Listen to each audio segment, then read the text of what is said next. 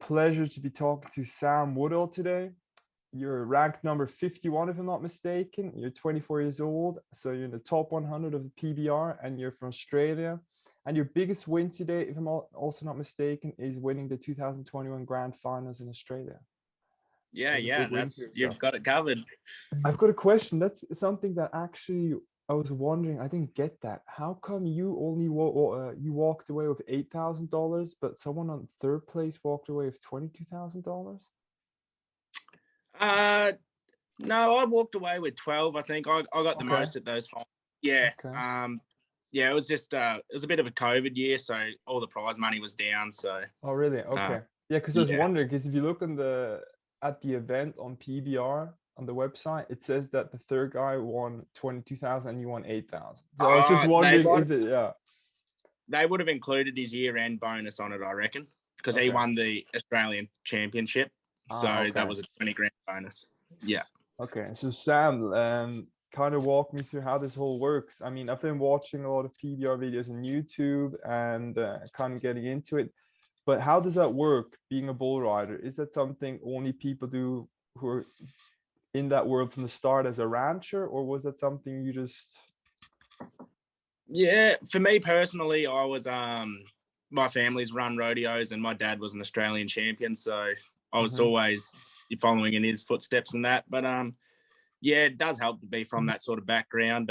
When I was in school and that, I had a lot of people come and get on bulls, and I was able to take them out and get them to get going and that. And we had a heap of young fellas getting on bulls and that, and practicing and all that sort of stuff, and got a fair few going. But yeah, if you're not from the background, it's pretty hard to. Well, it's not hard to get into. It's just, yeah, you just got to branch out and find it, and it's not what a lot of people do, I guess. But what's that transition? I mean, that transition where you're messing around with bulls, having fun, enjoying doing it in your free time. That moment where you tell yourself, okay, I think I really want to pursue this on a professional level. Yeah, it was sort of, well, I was making good money out of it, and I didn't like working as much, so I decided better off doing that, going and putting all my energy into that and trying to be the best I can and try and make a living out of it. And yeah, going all right with it so far, so hopefully it keeps rolling. And how does the qualifying process work to join a PBR show? So anyone can sign up as a membership, but to get to so you get your membership, and then there's tiers to it. You got challenger tiers, then you got velocity tour, then you got the top level, which the top level you got to be in the top 35, and that's how you get onto that tour. And then so you go from there. But yeah, you get your scalings from your points from all your lower divisions to get up through there. And how does it work that I mean, that must be a bit easier to join Australian shows, but when do you get to join the American shows or go on that American tour?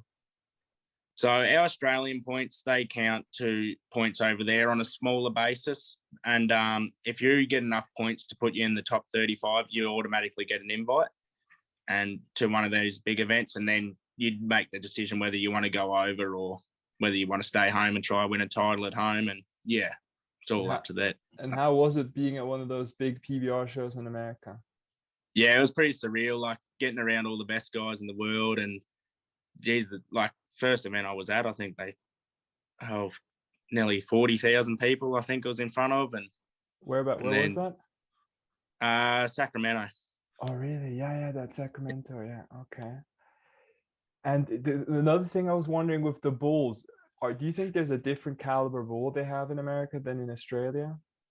Yeah, they're very top or a bit better, but our top bulls are probably on par with a lot of their good bulls, but they've just got a lot more of them. So everywhere you go, you're always getting on our top quality bulls.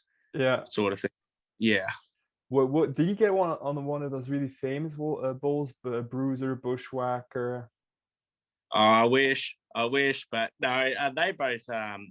Bruiser actually passed not too long ago, and Bushwhacker's retired, so I haven't got the chance. Oh, really? Oh, that's unfortunate. Yeah. I'm just wondering because I think the one you rode was the Real Deal, or Real Sharp, or Razor Sharp. That's the one you rode in the Grand Finals.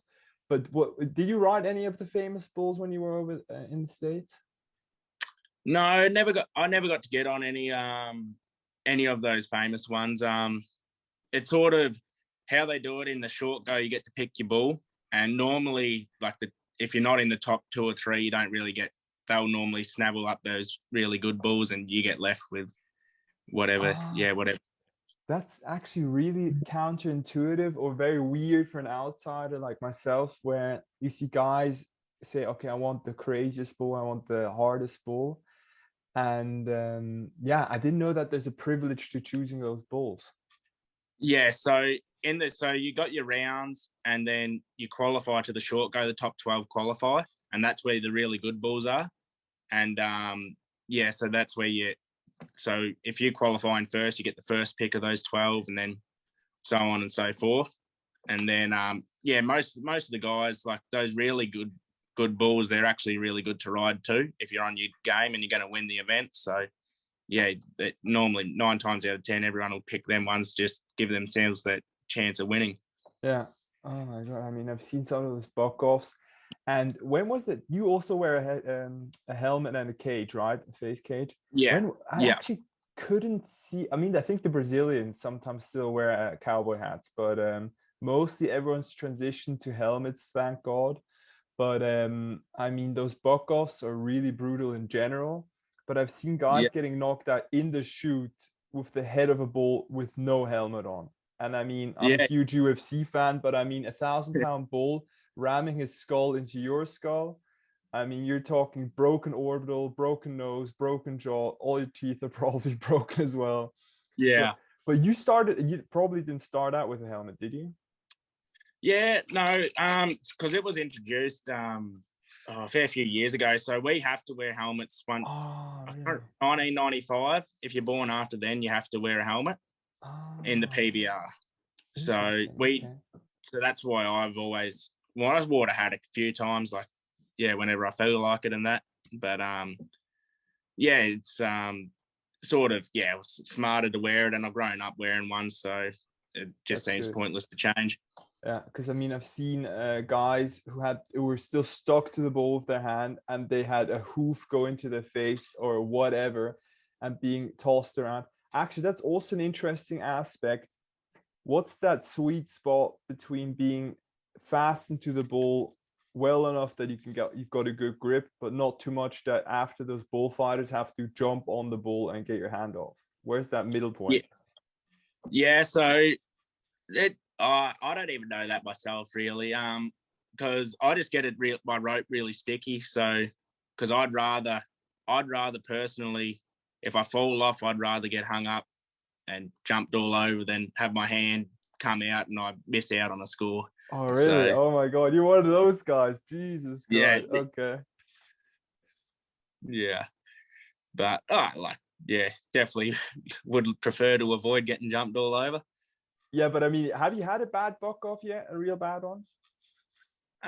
Yeah, I've been knocked out a fair few times, broke my collarbone, Knocked lacerated my knocked liver a out bit. cold? Yeah, yeah, oh yeah. Oh my God. With the helmet on? Yeah, it was just a weird day. I had one day I had a seizure. I had 3 bulls in a row that hit me in the head. Then the last one flipped on top Oh, of me. really? And Okay. yeah, yeah. Then another one, I didn't pull my helmet down right. I sort of left my chin open a bit. And he Yeah, pulled yeah. me down up I've under seen there. that. Yeah. Yeah. Oh my God. But is there a concussion protocol about it with the PBR? Yeah, there is.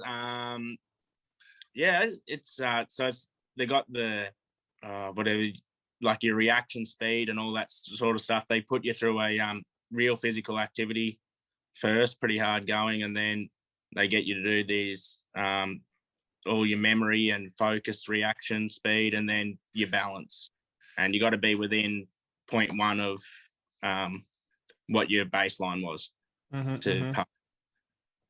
And how have you had some bad like symptoms after, or just the aftermath of those injuries? No, not really. Like you get a headache and that with a concussion and feel a bit shit, but yeah, that's sort of all it is. Oh, really? Okay. Yeah, I don't. Yeah, it's not the worst one. My liver was probably the worst. that just sucked. But If you got stomped, one of the bulls stomped on your liver. yeah, stepped on my back and did lacerate my liver and kidney, and yeah, it was a bit You weird. were wearing a vest, no? You were wearing a vest. Yeah. So it slipped the vest and then exposed your kidney and liver, or? No, I think I might have stood on where my vest was. It was hard to see in the. Yeah. So All I know is I felt. you pushed down on that vest that it really went to internal organs. Oh my God. Yeah. Just a bit unlucky. Oh my God. Okay, and you've got a girlfriend? No. Okay, that was something I was also wondering with just how that works, that relationship between, because like I said, I'm a huge UFC fan, also boxing. Yeah. And I guess that's kind of a difficult thing. That's a difficult pitch. I guess it's sexy at the start when you go to a bar and you tell them you're a bull rider, you're in the PBR. But then if you're in a real relationship, it gets more complicated. But that's something I was wondering. But in your case, I guess that's okay then. Then you don't have any explaining to do.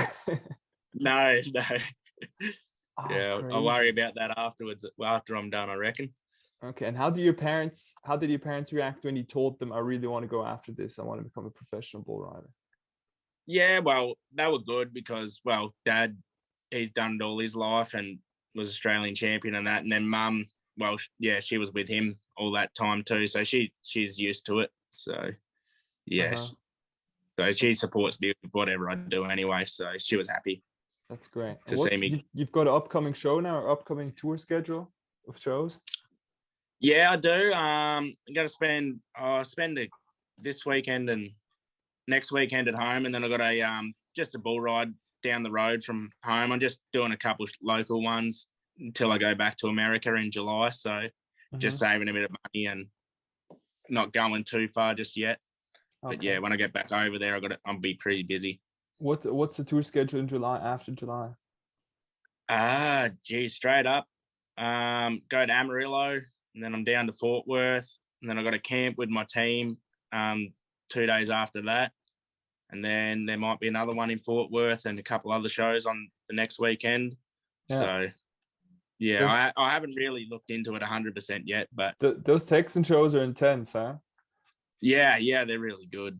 Because you're dealing with a crowd, I guess, with a diehard bull riding fan crowd, as opposed to Madison Square Garden or Sacramento, where I think a lot of them might be first timers to bull riding. Yeah, that's pretty well it. Yeah. Do you have sponsorships? How does that work with because I see some guys are sponsored by Monster, some guys are sponsored by Rockstar. How does that work? You're sponsored as well? Not by any of the major corporations, but I've got a manager, and I got this company at home here that sponsors me a little bit, but I haven't hit any major sponsors yet, but that'll be something. You've got to talk to Foster's, or you got to talk to VV. I mean, there's a lot of potential sponsors down in Australia. I mean, come on. Yeah, I wouldn't mind VV bloody sponsoring me. Yeah, but then Sam, when you get up in the morning, what motivates you more? The fact that you potentially can earn a lot of money, or the love for getting on that bull and that whole lifestyle? The love for it. Money's always a bonus, but if you don't love what you do, there's no point doing it, especially this sport. Like, it's too dangerous just to be getting on for money as such. If you don't enjoy it, well, that's when bad things happen. Yeah. And have you seen that? Because I mean, I've seen it also, some guys who keep getting bucked off, who've had major injuries. And then you might realize, or you also see with UFC fighters, that certain guys, they get to a point where they need the money, they don't love the sport as much, and then it just goes bad all the time, considering they're not as motivated, not training, and they're getting on that bull or getting in that cage for the wrong reasons. Have you seen that with some of those older guys or some other guys? Like, I can't speak for their mind or anything, but I've seen evidence of it. But like, I'm not gonna say, like, they might think they're still in the right headspace and that, but I have seen people deteriorate when they get that win and that. But yeah, it's definitely a part of it. Like, I guess when you're loaded and that, like, it doesn't matter as much. Your priorities change sometimes, I guess. But yeah. And how do you see your career going? What do you have, like a cutoff point, a certain age or a moment where you're like, okay, I think I'm just gonna chill on my ranch, race some bulls, and take it easy? Probably when I stop loving it. Like when I'm starting to get on and that love's not there for it, I'll probably pull the pin there, or like, injuries and that. Also, it's all a big part of it. So just when it all compiles up where I can't do it anymore, I guess, and yeah, where the love for it's gone, is probably when I'll finish. So there's no set timeline for it. Mm-hmm. And do you have any retirement plans, or you got a vision? Yeah. So I've been working a fair bit with my father and that, and I'll probably take over his family business and work here, and we'll keep raising rodeo stock and that as well, and might even go into commentating and all that sort of stuff for the events and that, like try and keep myself around it, or judging, or so on the weekend. I'm still around it on the weekends and still working through the week as well. You guys have some good bulls which are on some major shows, or are you trying to get there? Yeah, no, we've run rodeos for 40 odd years, and a lot of we sent when China were going to start them, we sent all our bulls over there, but it never ended up taking away. So, but Chinese pro bull riding. Yeah, that was about, when was that? That might have been in 2011 or something. They were going to start it all up. Really? Okay. And yeah, we sent 60 or 70 bulls over there, and yeah, they never took off. So really, so that was like supposed to be a Chinese franchise with bull riders and everything, and yeah, they had one of my mates. He went over and was teaching. I think a lot of Mongolians and that were like they were over there riding and that, and they were starting to get them going, but for some reason or another, it never ended up going ahead. Mm-hmm. Yeah, and under the top 100, you've got Canadians, Australians, and Brazilians and Americans. So I mean, I guess it's also a bit. Think it's gonna take a while. I think you need the stars or the people to come over and impose themselves on the sport like the Brazilians have done, for that to become an option. Because I mean, otherwise, you don't have the talent and you probably don't have any fans. So. Yeah. Like if everyone's falling off, it's not worth watching, really. Exactly. Yeah. Dude, can you explain to me what's going on with that team thing they're doing now? They like want to have some teams. I mean, they've got the national teams, which you were also taking part of, and I mean, Mexico, Australia, whatever. But these like corporate or whatever, I don't get what that's supposed to be. Yeah. So I think the idea is to start the team series as so it'll run the second half of the year, and so there's 8 teams so far. 6 of them are owned by different corporations. 2 are retained by the PBR, and so it's 5v5 over 3-day events, and it's like 5 riders on each team, and they have game playoffs. And I'm sort of a bit new to it too. It's only just been introduced. It's in its first year now. This is their first trial year, so it's all we're all going to sort of learn as it goes, I guess. Mm-hmm. But yeah, that's the basis. Draft, no? There was a draft, yeah. You got drafted? I got signed as a free agent afterwards. Okay. Yeah. Which team are you joining? Kansas City Outlaws. Okay, interesting. Cool. So that's going to run then in the second half in the off season, or how would that work exactly? Yeah. So the first season, which is finished now after the World Finals, that runs from January through to May, and then this starts up in July and will run through till November. Mm-hmm. And yeah, that's the team series, and that's when it runs. Then you have a month off or whatever to go again. Interesting. Yeah, for the individual series again.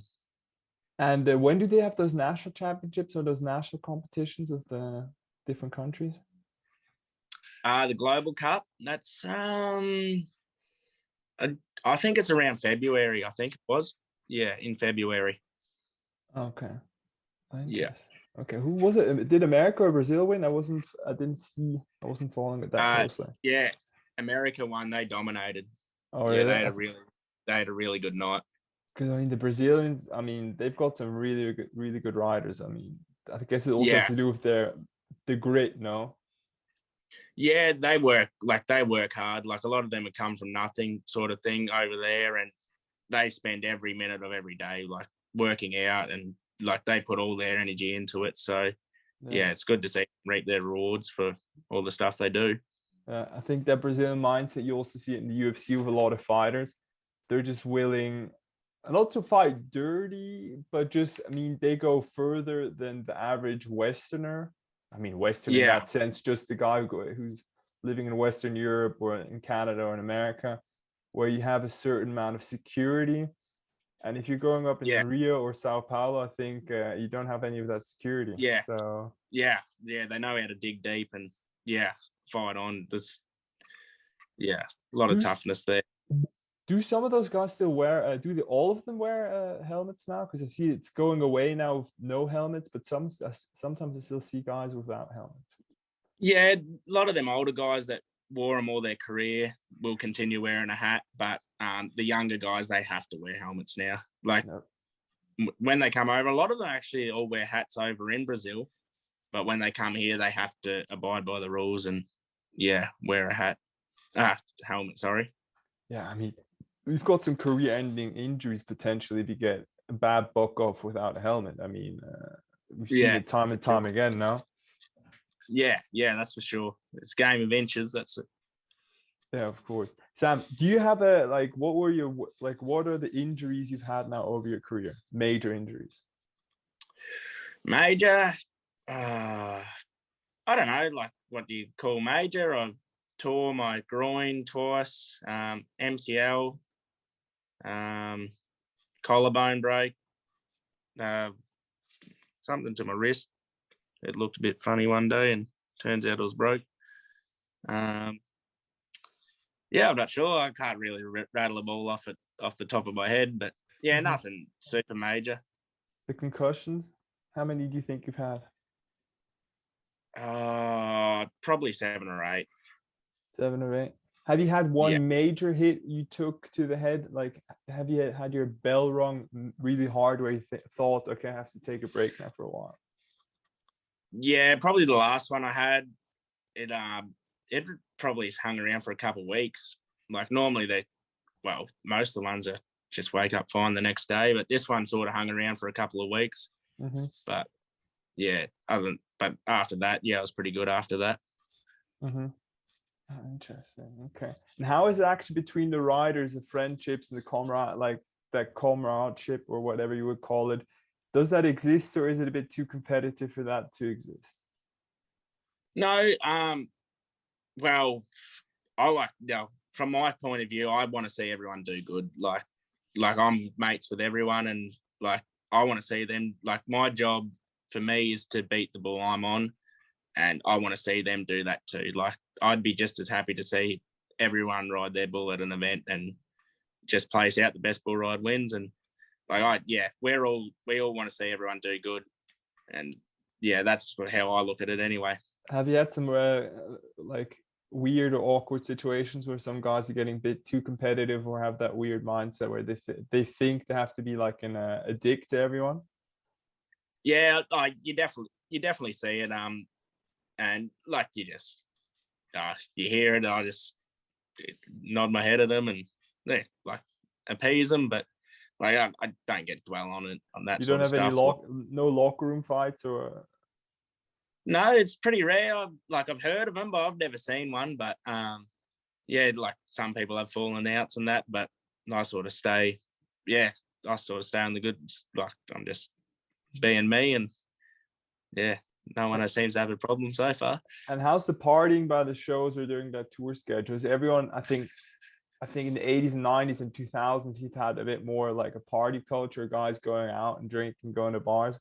Has that completely vanished where everyone's like totally focused, eating well, they've got meal prep and strength and conditioning, or is that kind of still around? Well, personally, I do love a party. There's a few of them that yeah, like there were a few that were out all the time with me and that, but yeah, there was a they all at least had like every couple of weeks or something there'd be a different crew out. Like they all still drink and that, just not like it was back then. Like, yeah, not old school where you're on the piss every day and then have a big party on the weekend. Yeah, that was all across the board. You can ask, what was it, Joe Namath? You've got Bostwick from UFC, so Joe Namath from the NFL. All those guys were partying day of or day before their matches or Yeah. fights, and yeah, they somehow managed. And some of them are still healthy and doing well. But I think there's a different mentality around today. There, it really is, and like, especially like the level of everything's gone up a bit too. Like, for some people, drinking before it works for them mentally. Other people it doesn't. So you got to find that happy medium where one's not overriding the other, I think. Like, I know I can get really bad where I start drinking way too much, and then I'm worried about the party and not the bull riding. So yeah, that's my weakness there. What goes through your head when you're in that shoot, attaching a rope? What do you have? Do you like have a mantra or something when you're in there to calm yourself? No, I'm always different. Like, I'd never set anything to be the same, like, because I don't know, like, I'm sort of against all that sort of stuff, because like, if you're worried about certain things got to be a certain way, when that certain thing doesn't work, well, like, doesn't happen, well, then you're mentally at a disadvantage. Like, so I have no blocks or anything. It's just whatever happens, just go about it. Do it all different, do it all the same. It doesn't matter to me. But yeah, like, budget, like, when I'm getting on, it's just my mind's on the job, what I'm going to do, slide up and just react. Okay. And then when you're on that bolt, do you have something where you're like, okay, I have to get those 8 seconds, or you're just reacting as soon as you're on the ball and you start bucking? Yeah, so when they buck, you don't have time. Like, if you even think for a second about something, bang, you're done. Like, that's how quick it is. So if your body's got to be reacting, and you got to keep, I don't know, it's like, you got to keep your focus, but in a way where you're not fully focusing on it. Like, you got to be sort of like, your subconscious sort of has to do it for you in a way, because if you're, the moment that you think about something, you're done. Yeah. It has to be that instinct. Yeah. Because some of those bulls, when you look at them buck, they sometimes twist, or they have like an uneven rhythm where they're bucking in the front, and that's when guys get bucked off. Yeah. When they're expecting that back and forth, and then it's somehow front in front, and then he's already off, and then he's already lost his grip. Or even worse, he's getting bucked off and his grip's still on. Yeah. That's just a little bit of studying your bulls. Like, some people do study them, some don't, and like, I do.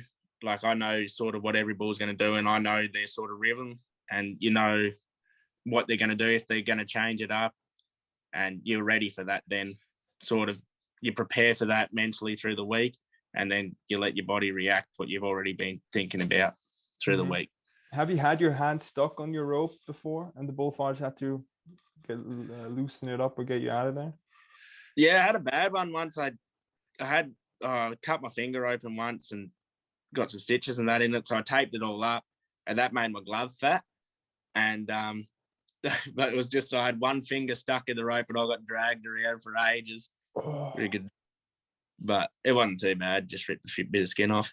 Dude, those bullfighters, I have to say, some of them are way tougher than the riders themselves, considering what they expose themselves to, and the fact that they don't hesitate to jump on a bull, get kicked in the face, or jump on the person who just got bucked off, one of those riders.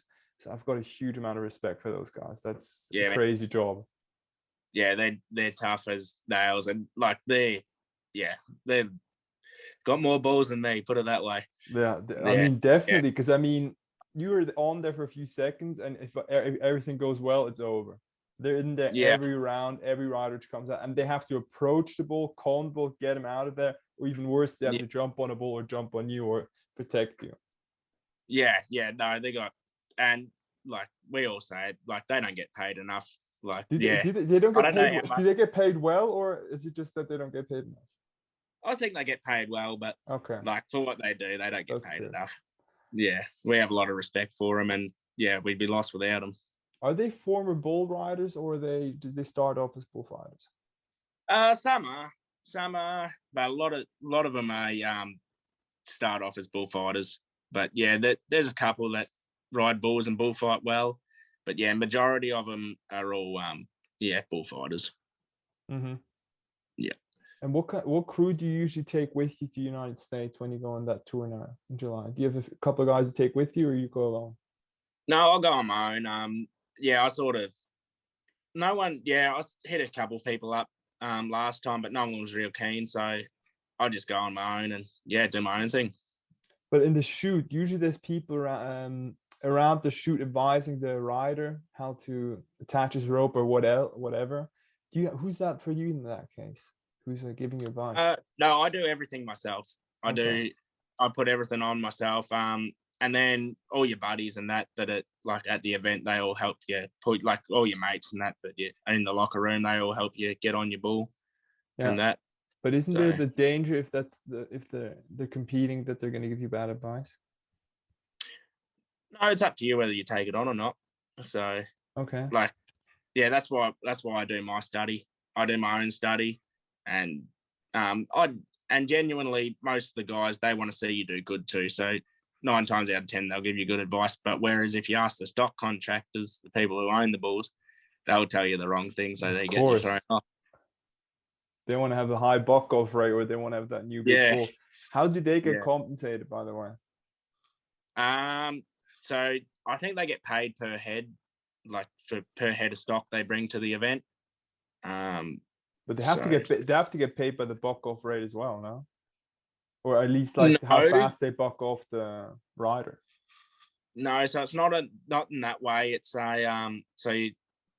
short go bulls, that's at top 12. That's what they're striving for, to get bulls into there. They get paid more. Oh, okay. And then the round bulls, and then if they go to the world finals, the bulls there, they get paid really, really well. So through the year, if they're throwing everyone off, they go to the world finals, that's where they'll get a big lump sum of money. Okay, yeah, I was wondering. Okay, because I mean, they definitely have a motivation to bring some nasty bulls. Yeah, that's for sure. I mean, what if I'm thinking out Bruiser, Bushwhacker? What are those really crazy ones? The Bushwhacker, Bruiser, because Bushwhacker was, I think, the one that everyone was trying to dominate or get 8 seconds on for a while, and it wasn't possible. Yeah. And then, that was the one today, I think, which was the craziest. Today, there's not really any that stand out like he was. Like there's a bull called Whooper who won Bucking Bull of the Year last year, but none of them are big eliminators like Bushwhacker was. Like they're all good to ride, these ones at the moment. So there's nothing real like a big eliminator going at the moment. Yeah. Are you going to watch the boxing match tomorrow? Yeah, geez, I'm keen to have a look at it. Where's the Marvel Stadium? Is that in Sydney or Melbourne? Marvel? I'm pretty sure that's Melbourne. So that'd be right around your corner. Because it's in the Marvel Stadium. Yeah, I'm pretty sure they change the names all the time, so I'm not real sure. Yeah, because it's going to be a huge fight. Kambosos against Devin Haney. So I was wondering, because I have to think myself, I was looking at the time, I was like, I think I want to watch that match, watch that boxing fight, because George Kambosos he's a dog. He brings it every time. Yeah, don't worry, Haney will bring it too. Yeah, definitely. I don't doubt that. And by the way, have you ever had that notion or that motivation or the thought of moving to the US to be more professional or to get in there? Yeah, so the plan is to get a sports visa and go over for an extended period, whether it be 5 years or so, like just to see my good years out and then come home and just finish at home will be the plan probably. So that's the plan anyway, to go for 5 years, have a good crack at it, and then come back home and finish at home. What do you think is the usual age at which most guys retire? It depends. Nowadays, everyone retires a lot earlier, except for the Brazilians. The Brazilians seem to go forever. But no, a lot of the Americans and that, they're sort of around the 30-year-old mark, and sometimes a bit younger. But yeah, just whenever I don't know. Yeah, everyone's different. They've all got their own reasons for everything they do. So, but I think something that's really good is that there isn't, or at least it's not possible anymore, to have that toxic idea or mentality where you have to be tough. Where in a lot of those contact sports, I myself, I played rugby and I also was training martial arts a bit. And I have to say, it's good that they have those protocols in place, because when a lot of guys get together in those type of sports, what have you, when you get a concussion or you break your hand or whatever, or you pull your groin, that you're your worst enemy, your own worst enemy, or other guys pushing you to that limit where you really do irreparable damage. So I'm really happy that in all those sports across the board, whether it be the UFC or bull riding, that they have those protocols in place. Because otherwise, I mean, yeah, you get some really nasty injuries. Yeah, it's good. The concussion one's probably the only one that's really pushed hard. But a lot of people, like, especially at rodeo, how do you mean they pushed it hard? Like, so if you don't pass that concussion protocol, you're done. You can't ride until you pass it. But everything else, sort of, like, if you have broken foot or something, like, you can still get on if you want. Like, like, it's all up to the individual for everything else. It's only your head that they're worried about, really. But they'll give you advice to what you should do. It's up to you to do, which, but the mentality's still there that you should tough it out a bit. I think there has to be a sweet spot, because it can't be like in certain sports like the NFL or in rugby, that sometimes in some cases now it's swinging, the pendulum swinging the other way, where guys are being a bit too sensitive, and then the sport has lost its attractiveness, or the allure. You also have it in UFC to a certain case, where guys are calling fake groin shots or fake eye pokes, or they are poking eyes. But do you know what I'm also wondering? PEDs or guys using something. I mean, the fact that you can't dope really for bull riding, I don't know, it's arguable, because I mean, you're 132 pounds? At least that's what I saw. I don't know the pounds ratio, but about 60 kilo, 60, something like that. Is it better to be light? Depends. Like, for me, I prefer to be light, to be lighter. Like, when I'm bigger, I just feel slow and sluggish on one. So I prefer to be a bit lighter. But other people, they prefer to be more built, more muscular.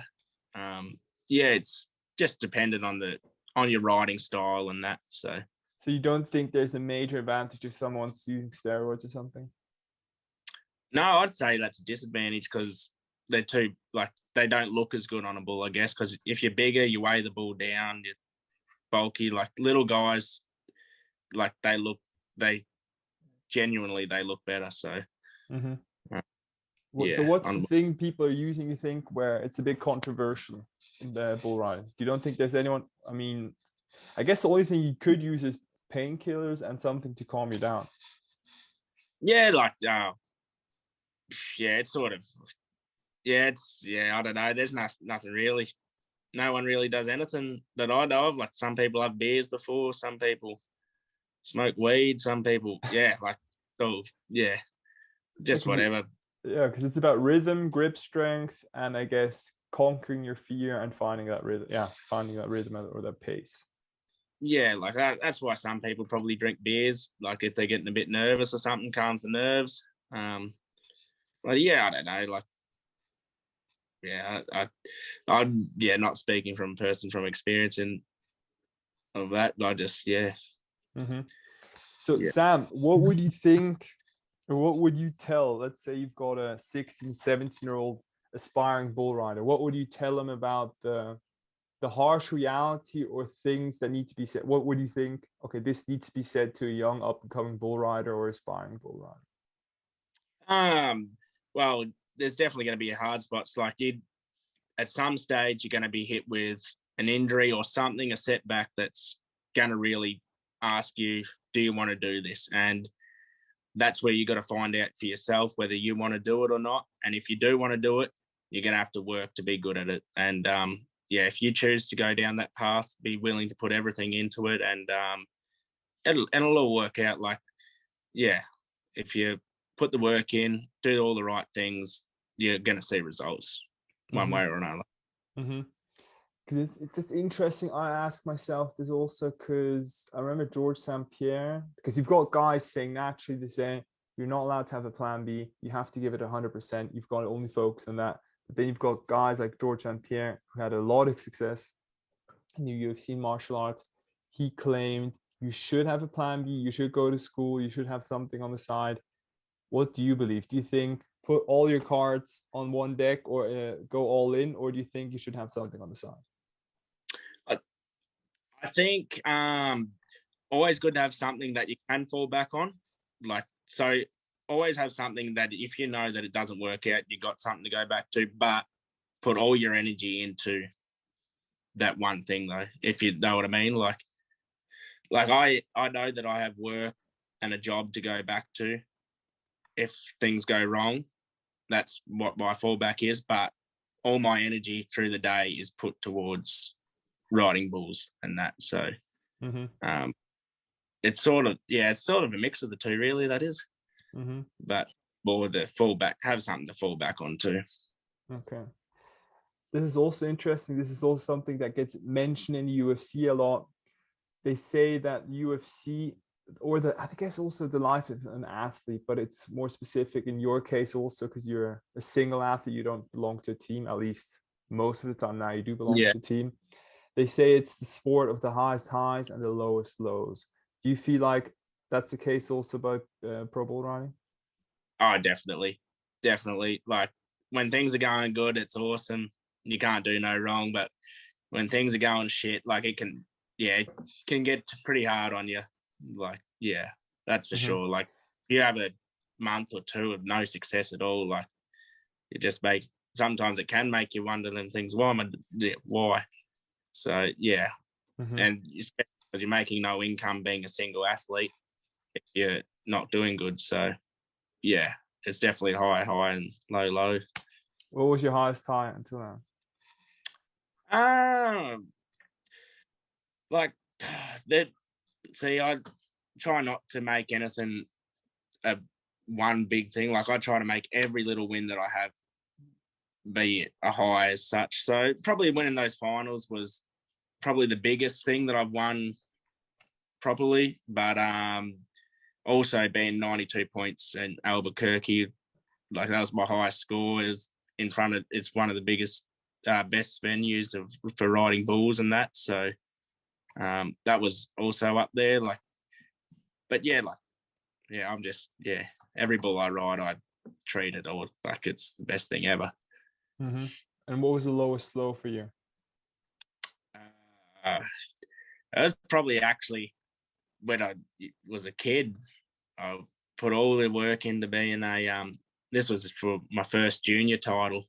I was striving so hard. I had a bull that I'd drawn, that I'd ridden before, and all I had to do was ride it to win the title. And I fell off. And yeah, I was down in the dumps after that. I was so filth on myself. Okay. But no, like I don't know, like I don't really dwell on things too much. Like if you start doing that, then that's when things keep snowballing and that, like you gotta have a short memory with bull riding, because like you're one day from you making a really good ride and the next day you could be falling off. So it's really, you gotta have a short memory, otherwise I think that's actually an advantage for you. You're only as good as your last ride. Yeah, pretty well. Okay. And what keeps you up at night? Keeps me up at night? Not much. A beer. Okay. So you don't have any fear or any scenario or whatever in your head where you're like, oh God, I hope that doesn't happen, or God forbid that happens? No, I'm not worried about that. Like if I am worried about something, the next day I'll just sort it out, so that like if I'm worried about going overseas and having no money and all that sort of stuff, I'll find a job. Get a job teed up for when I go over there. Like I sort of like try to click things away all the time. Like, so there's nothing that I know of right now that's stressing me out too much. But I try to keep pretty stress free. Mm-hmm. Interesting. Would you let your kids ride bulls? Yeah. Oh, yeah, I would if they wanted to. Professionally? If they wanted to, yeah, Okay. yeah, But you clear them up about the risks and the potential health risks and long-term risks. yeah. They'd know for sure, and I'd yeah definitely like teach them the best way to be like the best way of riding that you can have a sustainable career. So, What do you think is a sustainable uh, way of riding?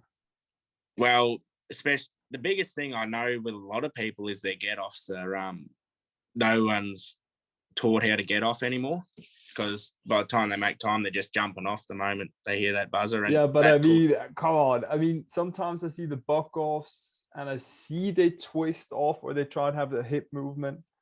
But in some cases, you've got to admit, I mean, I don't think they planned on that happening, no.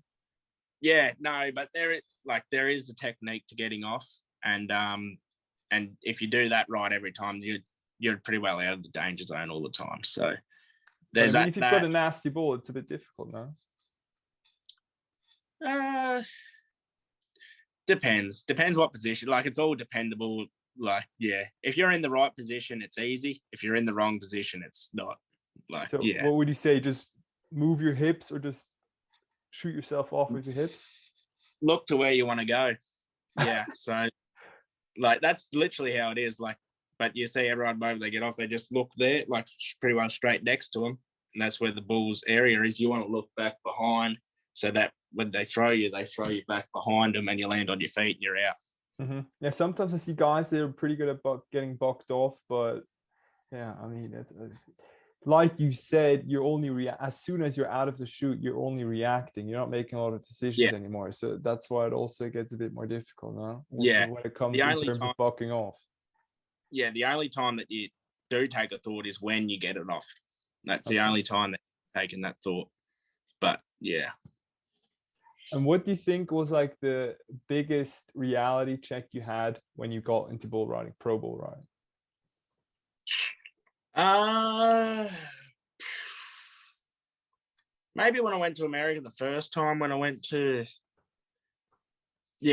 America the first time in 2017 for high school finals, I didn't ride a bull the whole time I was there. Just had a really terrible run, and I was fat. Like I wasn't fat, but I was a bit chubby at the time, and that was a reality check to me. Then is like I can't be this and be successful. Can't be fat and be successful. So, Mm-hmm. But why didn't and you ride that's a bull the whole time? Yeah. Why didn't you get the chance to ride a bull? no, I got on them, but I didn't stay on.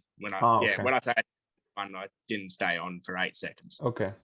Yeah, yeah. So I didn't ride good, and yeah, that was my reality check. Really, is if I'm going to be fat, I'm going to be useless. And did you have any like idols growing up where you're like, okay, that's someone I really want to be like, or Um, like we didn't like. I only saw like videos and that of my dad and that because they had the old VCRs and that's all I used to watch and like dad winning and that. So he was always my biggest idol, my father. But like I sort of idolize something about in everyone that's at the top level. Like they all have their own traits and that are great. And like I idolize them about everything about each rider and that. But yeah, so I don't know how to answer that. Like I'd just say my dad was my biggest idol. We'll say that. okay. And what do you think is a healthy mindset to have if you really want to stay in bull riding, but also succeed in bull riding? Positivity.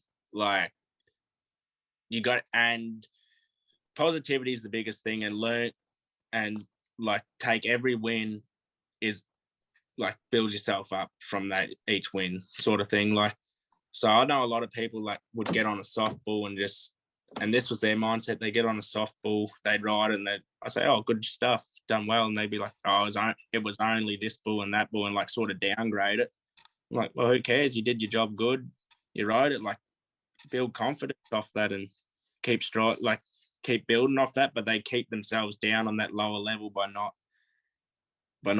yeah, being confident and being happy they've done it and seeing the good stuff they did and keep building on that sort of stuff. So it's just positivity and everything, like, I guess. I guess it's important, especially if you've got so many shows throughout the year, that you also have to just pat yourself on the back when you've got a pat due and tell yourself, okay, I need to improve, but it wasn't that bad. Yeah, and you look at, I like to break down the good things that I did in every ride. Not like take note of the bad thing, like whatever threw you off, but focus on that good stuff and keep building on that good stuff. Like, and if you have to correct something from that bad thing, you correct it in the practice pen, you're back good to go. And how's your workout regime now? Do you have a specific type of workout you do? Yeah, so I do so Monday, Wednesdays and Thursdays I'll go for a run and do a little workout. It's just all body weight. And then on a Tuesday and Thursday I got footy training. So go and play footy for a bit. And then on Saturday, yeah. Do you think that helps? Do you think it helps playing a contact sport? Yeah. Like, I love it. Like, bloody toughens you up a bit. And AFL, I have to say, AFL is tough also due to the fact that it's a bit more, the physicality of it in the AFL is a bit different than it is in a normal rugby league.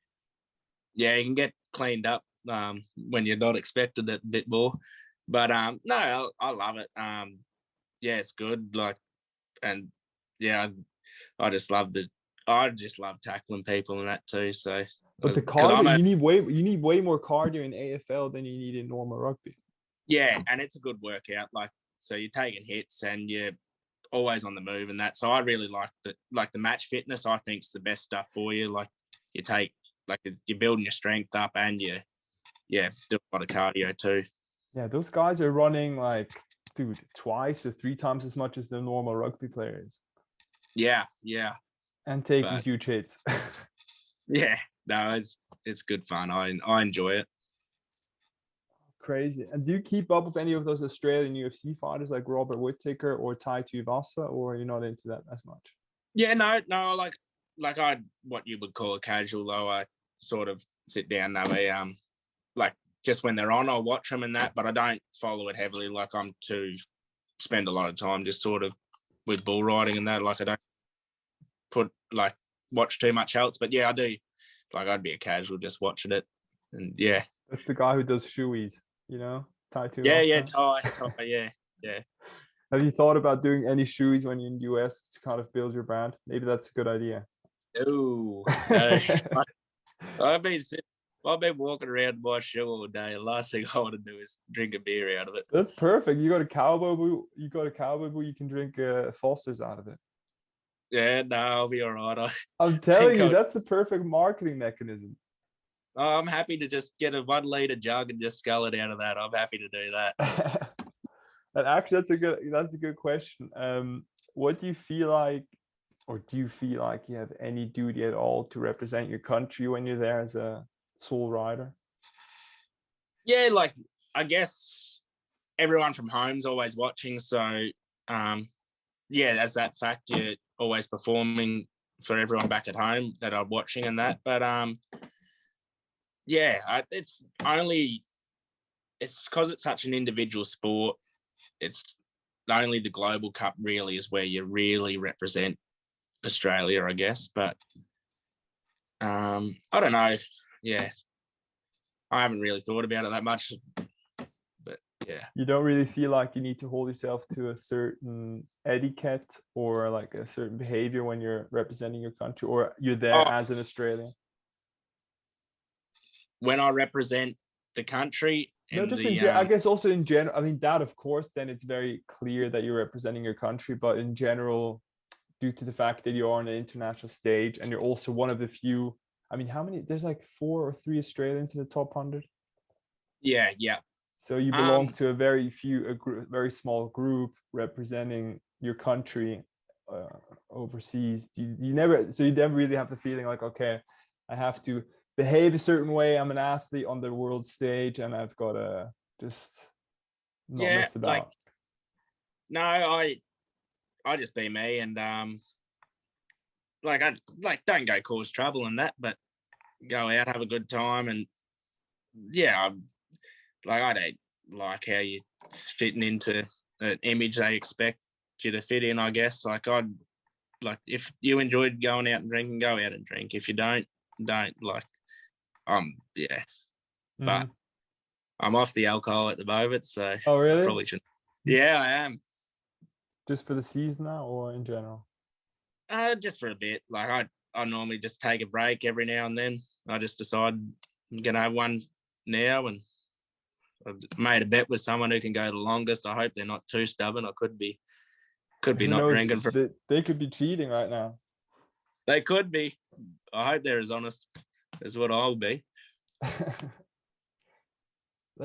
have to say, Victoria, I wasn't familiar with all those different regions. At least I knew the western part of Australia and the eastern part. But I heard that Melbourne's a pretty interesting city. But yeah, not a lot of people are fans of Melbourne. Or at least they say Melbourne's not really the place to go. There's too many hipsters, apparently. I get lost there. I've only been out there a couple of times. I just get lost. I'm like, geez. So where are you about? You're in what parts of Victoria? I'm southwest. Like I'm near on the border of South Australia and Victoria. Like I'm I don't know if you know where Warrnambool is. No. But I'm about an hour west of there. So yeah, I'm sort of down on the southwest coast of Victoria. Interesting. Okay. Yeah, no, that's really cool because I mean, yeah, when I saw you in the rankings, I was wondering, okay, Australians in pro bull riding. There's some Canadians. I mean, there's a few Canadians. I bet they're all from the region of Calgary. I don't expect them to come from Toronto, or yeah. Yeah, I'm not too sure where they're all from. I haven't spent any time in Canada yet. But yeah, I can't speak for that. I actually don't know the answer. Okay.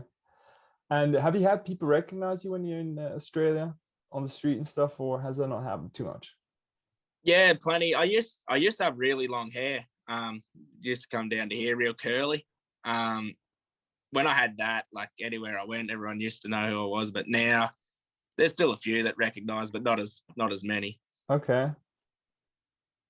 Yeah, it must be. But I have to say, it must be a huge thing with the ladies, not being a pro bull rider. Some of them. Perfect. What are you gonna get up to now? You're gonna chill, or you got some work to do on the ranch? No, I was gonna go round to a mate's. He's got a couple of mates over. I'm gonna go and catch up with them I haven't seen for a while, and then I'll rest up. I've got footy to play tomorrow. So, oh, really? Okay. What level do you yeah. play on, by the way? Do you play at the amateur level, or is it like a third league, second league? I don't even know what it is. I just play. I know get paid to play. That's all I know. Oh, you get paid to play that? Yeah, everyone in AFL, I think, in regardless of what level you're, like in your senior division, like your ones in any league, they have to pay you. Okay. Oh, interesting. I'm pretty sure it anyway. Okay. So, Sam, do you have anything to say, like concerning your social media, where people can find you? I mean, your Instagram. Yeah, Sam Woodall 63, and yeah. Sam on Facebook, and yeah. Okay, and so the next major show is in Amarillo, Texas, in July. Yeah, that's the one. Okay, perfect. Well, thank you very much, Sam, for coming. I really enjoyed our conversation, and looking forward to you winning and going up those ranks and really, becoming a better bull rider. As you said, that's something you plan to do. You've got that mindset, and I really look forward to it. Thank you very much. Yeah, no worries. Thank you.